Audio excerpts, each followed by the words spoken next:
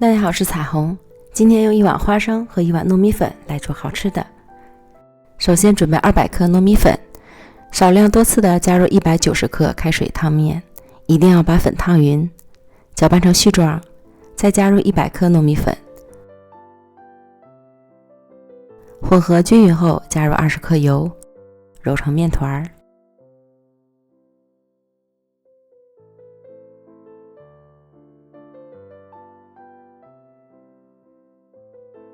最后揉成光滑不粘手的面团，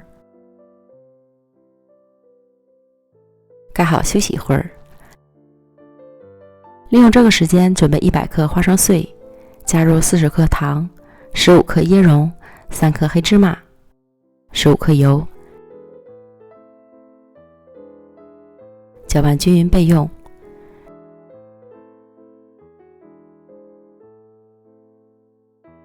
然后取出糯米面团，简单揉匀，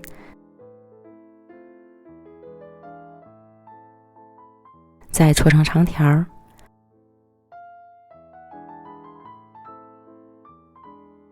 平均分成4个面剂，盖好防止风干。取一个面剂搓成长条，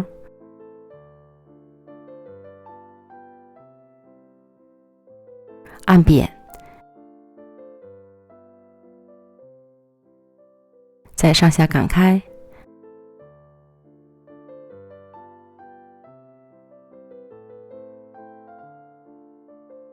厚度在2毫米左右，放上花生碎，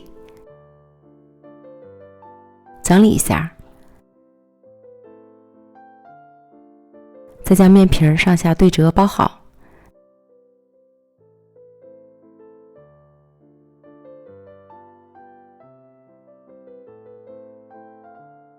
再轻轻按压紧实，这样一个生坯就完成了。然后准备烤盘，铺一层硅油纸，在纸上刷一层油，再放上做好的糯米条，这样底部烤出来会特别酥脆。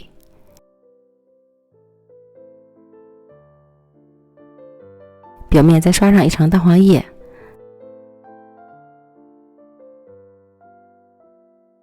撒些芝麻蒸香，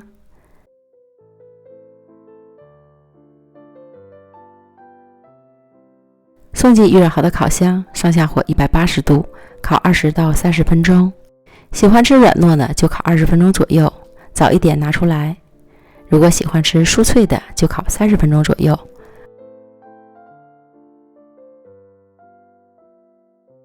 我烤了30分钟，表皮是酥脆的。